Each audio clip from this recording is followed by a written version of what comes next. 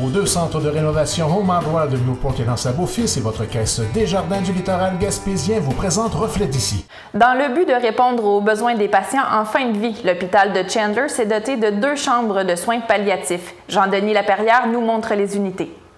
Le CI3S de la Gaspésie a la responsabilité d'assurer la santé et le bien-être de tous les Gaspésiens à tout moment de la vie, de la naissance jusqu'au dernier départ.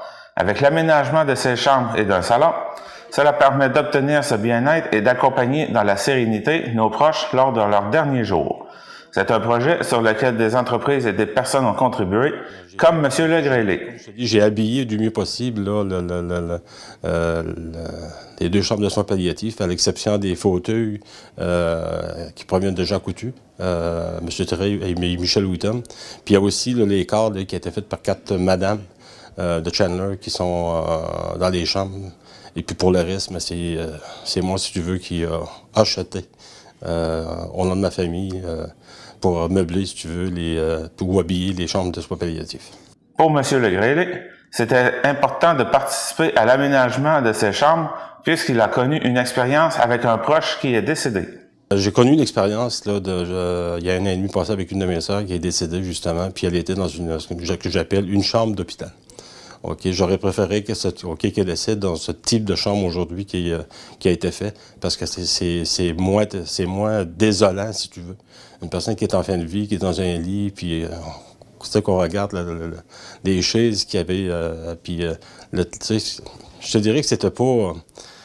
c'était désagréable. Alors qu'aujourd'hui, tu vas rentrer dans la chambre ici, oui, la personne est là, est en fin de vie, mais au moins, c'est différent. C'est pas comme tu rentres dans un endroit parce que c'est éterne, puis t'as pas de télévision, et ainsi de suite. Mais aujourd'hui, la personne, elle va se sentir comme un peu chez elle ou chez lui. Ça fait plus de 4 ans que le CI3S travaille sur le projet de ces chambres. Maintenant qu'ils sont réalisés, il est temps de penser aux soins de fin de vie à domicile.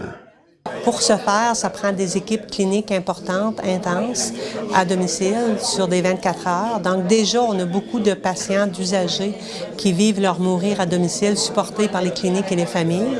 Actuellement, on a 2 lits. Comme je le disais tout à l'heure, il peut arriver qu'on a besoin de plus de 2 lits parce qu'on peut avoir 3 à 4 personnes qui sont aux prises avec le même problème dans le même moment. Donc, à ce moment-là, on utilise des lits de courte durée, mais soyez assurés qu'on regarde l'éventualité d'adapter d'autres chambres selon l'évolution des besoins. Mais c'est important de dire que de plus en plus, ça va se passer à domicile, mais supporté par des équipes cliniques. Ces 2 chambres répondent à un besoin, car il y a beaucoup de décès qui passent par les soins palliatifs. Les soins palliatifs, ça demande des soins particuliers. Et de plus en plus, il y a des gens qui ont à vivre des soins palliatifs, qui ont à recevoir des soins de confort. Donc oui, c'est pas rare qu'on a à offrir ce service-là. Je vous dirais que l'année dernière, au niveau de Rocher-Percé, par exemple, je ne parle pas du CIS de la Gaspésie, mais de Rocher-Percé, on a quand même eu pas loin de 300 personnes qui ont eu à vivre des soins palliatifs, donc à vivre leur mourir, soit à domicile, ou soit à l'hôpital, ou soit en CHSLD. C'était Jean-Denis Laperrière pour TVCGR à Chandler.